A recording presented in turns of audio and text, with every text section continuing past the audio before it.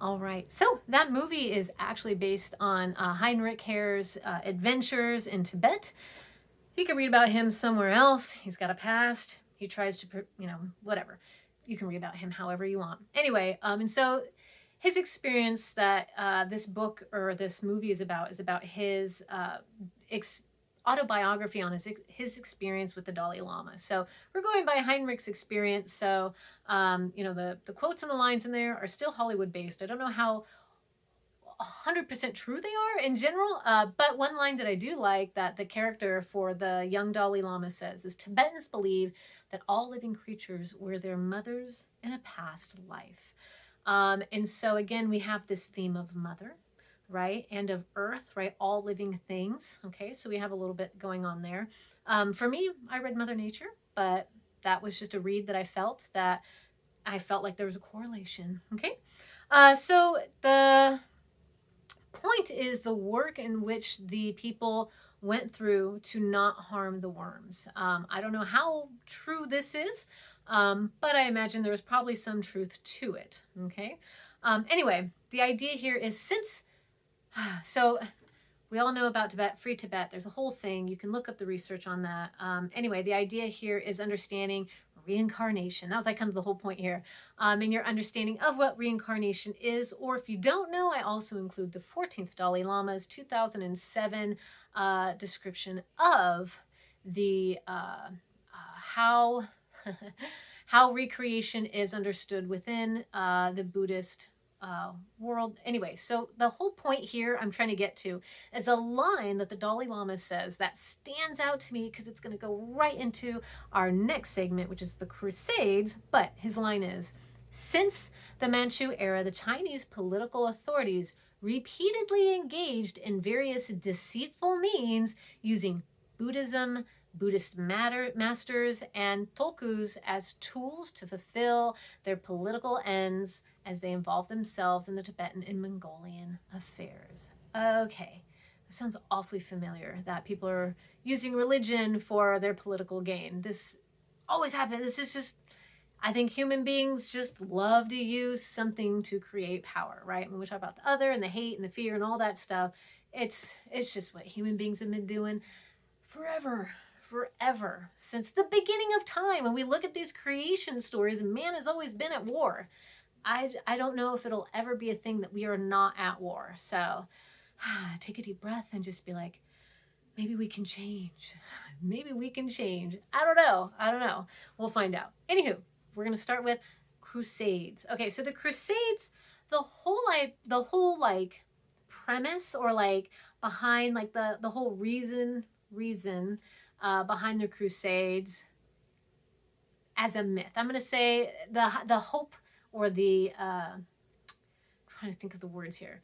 The real reason was to get back land acquisition, right? To get back the Holy Land that they felt was theirs. Okay. Well, the thing that they were telling people and how, we are going to do this is, the idea is that it was to gain spiritual and earthly rewards. Okay. If you do this, if you follow these crusades, you will get earthly and you will get, spiritual rewards. And so the spiritual reward was forgiveness of sins. There's irony in that because it's the Crusades, but anyway. Okay, and then the earthly rewards. Here's the irony of what your earthly rewards are, because here you'd be plundering on this conquest. Well, if you're plundering, you're probably raping and murdering and doing terrible things in order to get the things that you want. So your rewards are the money that you steal. That doesn't seem right. But anyway, also you would be forgiven debts, freedoms from taxes, you would receive fame, and you would get political power.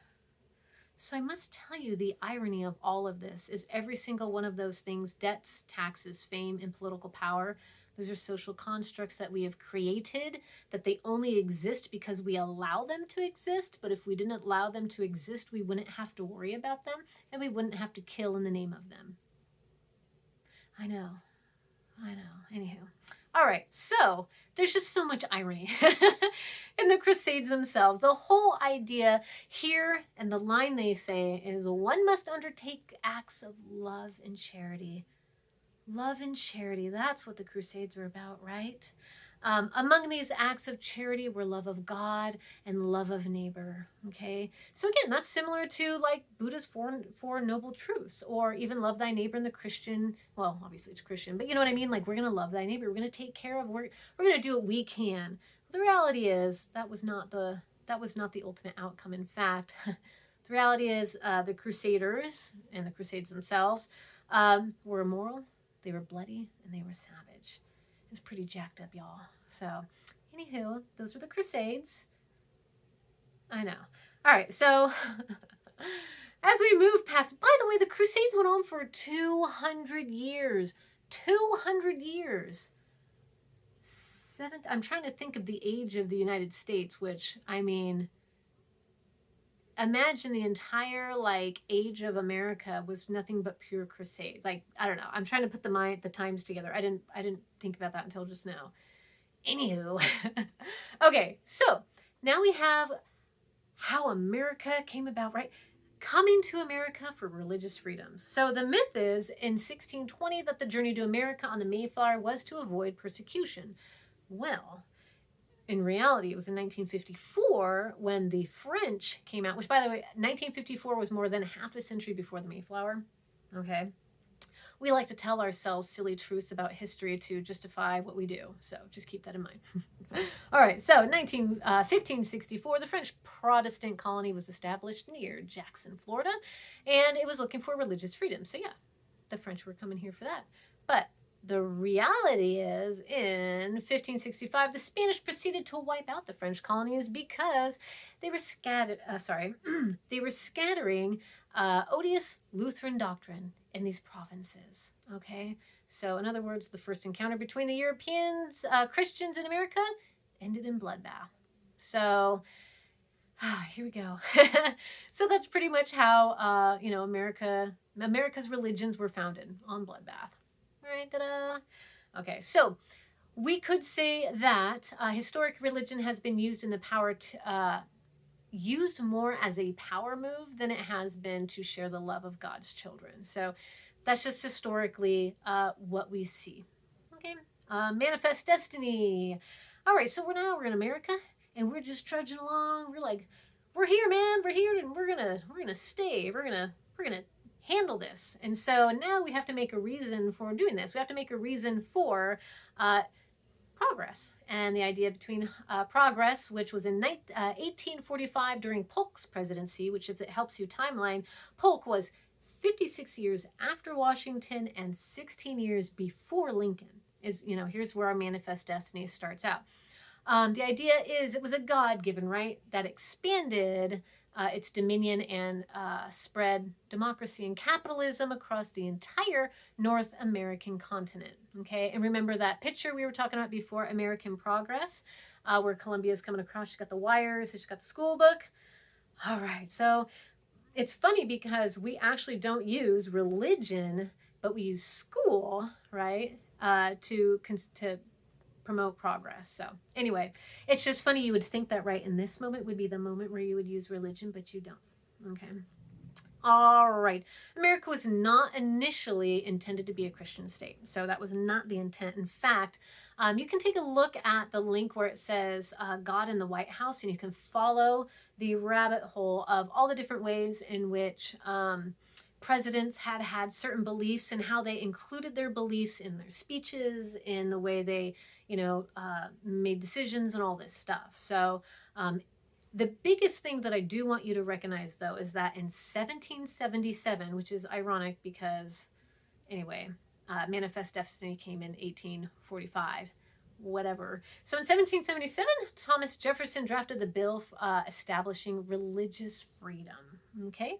And it sought to guarantee the freedoms of conscience and to separate the exercise of religious freedom from the power of state. Okay, so when we talk about the separation of religion and state, this is what we're talking about, okay? All right, so if it helps with your timeline, 1845 was Polk's presidency, right? That was the Manifest Destiny.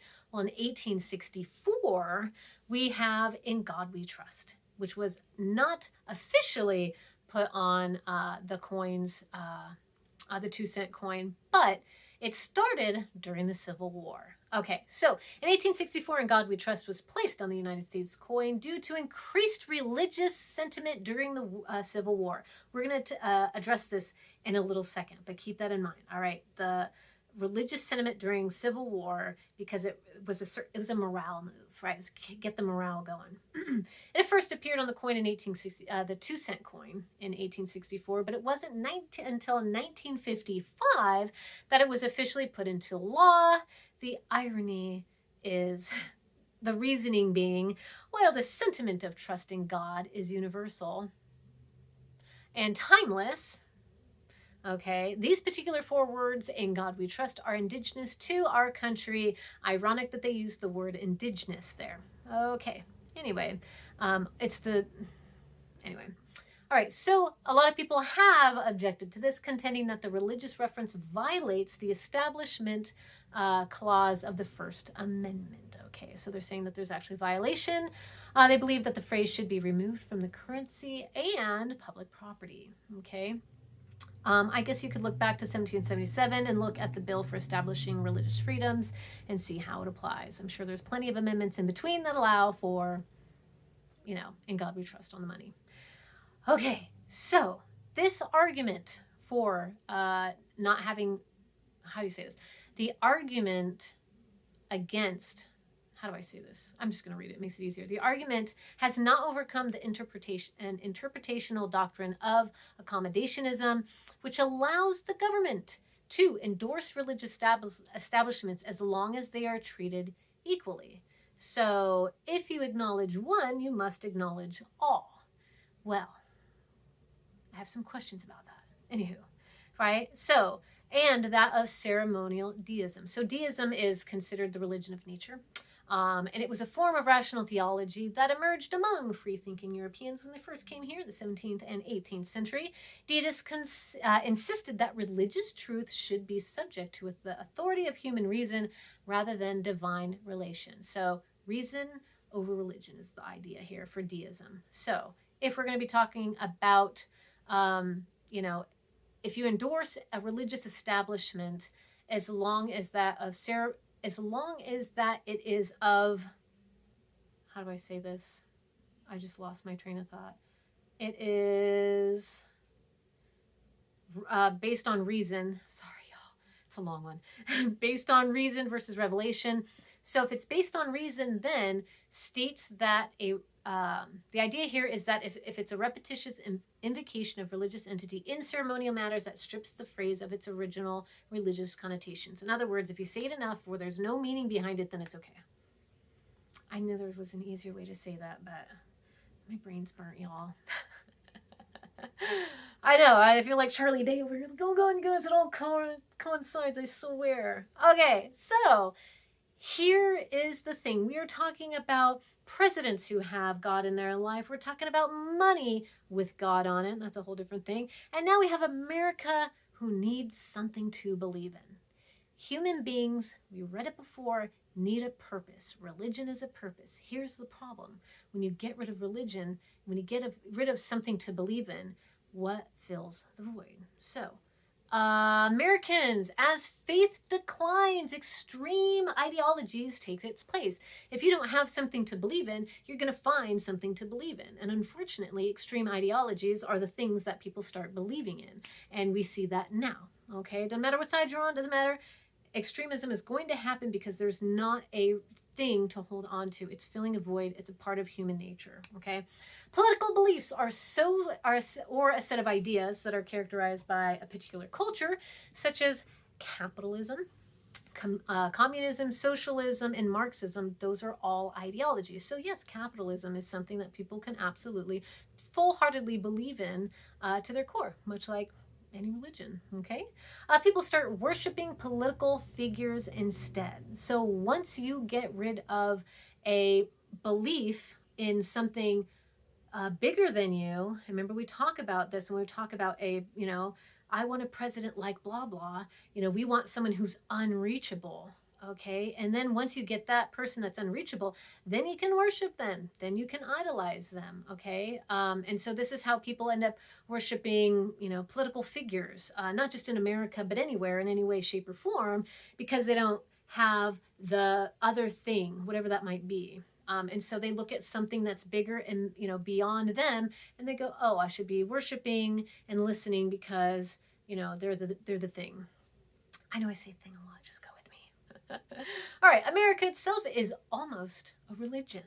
All right. And when you think about that, the religion, it has its own founding myth, right? The Mayflower, Columbus comes to visit. All right. It also has its own prophets and processions, right? So we have George Washington, we have parades, we have ceremonial ways of, dealing with the flag. And we have our own scripture, Declaration of Independence. We have the Constitution and the Federalist Papers. So yeah, the country can become the religion. All right. So as the faith fragments, so when we talk about America as its own creed, the problem is, I'm going to say this line here. Understandings of American faith have become richer and more diverse, but also more fractious. So, in other words, understanding what America is all about is great and wonderful, but it gets so big, it becomes fractious because, again, we want to feel a part of, we want to be labeled as a thing, so we hook on to something that we're going to feel labeled as because we might like said label, okay? All right, once we do that, once that fragments, each side seeks to exert exclusive claim over the other, labeling, I am better than you, right? So once we start pulling into these fragments because we need to hold on to something and believe in something, burp, there we go. Now all of a sudden I'm better than you, or however the statement is. I don't actually feel I am better than you, but that would be the statement somebody would make. So I don't want you to take that out of context. Okay. Conservatives believe that they are faithful to the American idea and that liberals are betraying it. And liberals believe that they are faithful to the American idea and that conservatives are betraying it. Duh. Like, it's the same on either side. One person's pointing while the other person's pointing, right? Anyway, so the idea is that, we believe in America. They don't believe in America. But the other person's saying the same thing. Anyway, so the whole point is without the common ground produced by a shared external enemy, Satan, right? So who's the Satan? We all need to have a Satan that we can go against so that we can feel a part of and so that we can come together. Remember 9/11? If any of you all were alive during then, everyone linked arms, didn't care who you are or what you did. Everyone was together. We're Americans. You're the other. I'm not saying it's right. I'm not saying anything. I'm just saying that's what we do as humans. And that's where we're at right now. So without, and then there was the Cold War. Forgot about that one. So without that, mutual dislike starts to grow. So then this side starts to hate this side because there's no enemy in between. They become the enemies. Okay, and then each side becomes less willing to understand each other. And that's where we're at now. This side doesn't want to hear this side. This side doesn't want to hear this side. So nobody's listening. It doesn't matter. You can scream on either side and they're like, man, you want to listen. I don't care. It is what it is. I get it. It's just human nature, y'all. So either way, what's happening is because we don't have an ultimate enemy to come together over, then we become fractious and then we become enemies amongst ourselves. And in fact, that is a key thing in called divide and conquer. If you can research all that and whatever, go down that rabbit hole, but don't include me in it. I've already gone down there. Okay. So the whole point of this is that Americans are looking for something to fill the void. What fills the void? If we don't have a God, then sometimes buying stuff makes me feel really good. Capitalism, right?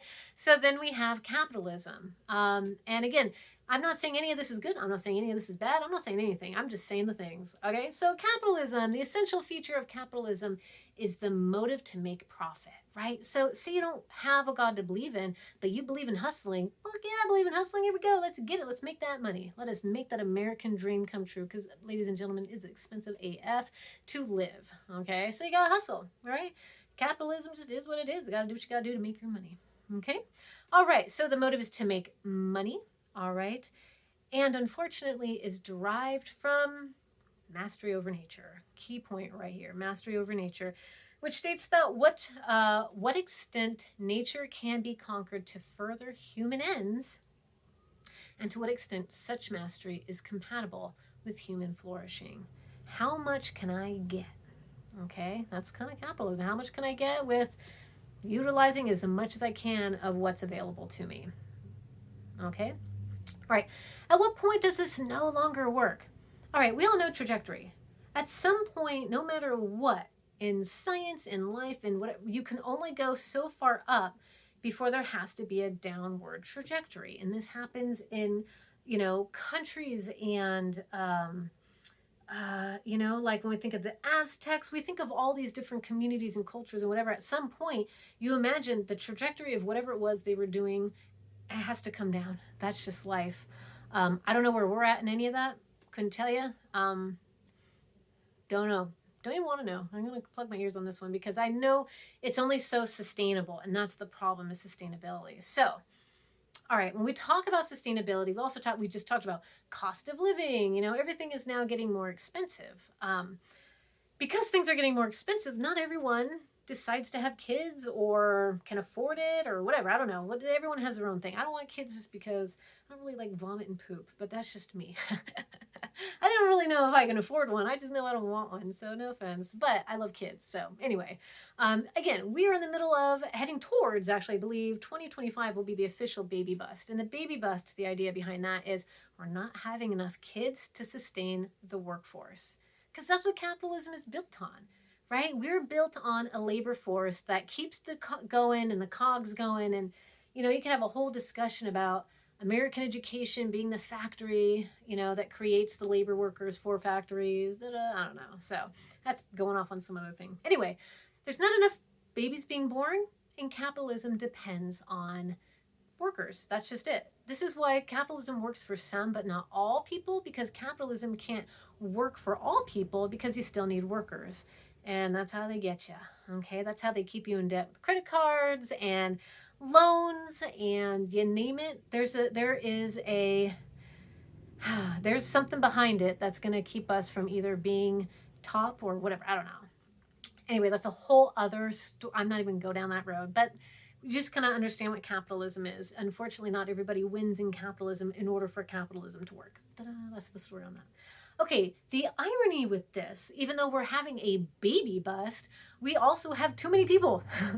We have too many people. We just do not have enough resources. Red Hill in Hawaii is case in point. The water's all jacked up from the Navy, and now the water source is like not good. Anyway, you could go down look at Red Hill in Hawaii, and you can go down that rabbit hole to understand that we're just running out of resources. That's just kind of the case. So one of which is burial space. For every person who dies, you need space for them to go. Not everybody wants to be, turned to ashes like I do. Well, unless you use my body for science, you do that too. Anyway. All right.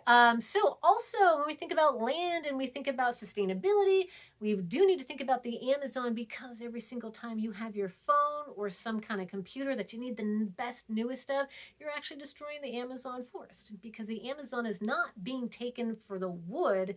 It's being mined for the pieces in it that go into your phone. Yes, I hate to break your hearts, ladies and gentlemen, but yes, your technology is destroying the earth. Sorry. All right. Does that stop me from having a phone that I use all the time, that I'm using right now to make this video? Unfortunately, no. Why? Capitalism, and in order to be successful in capitalist society, you partake. I know. Anyway, so if you'd like to take a look at that, there's also a trafficking episode that's about the Amazon that's really worth watching.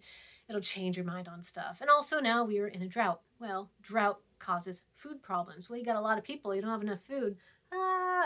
Okay.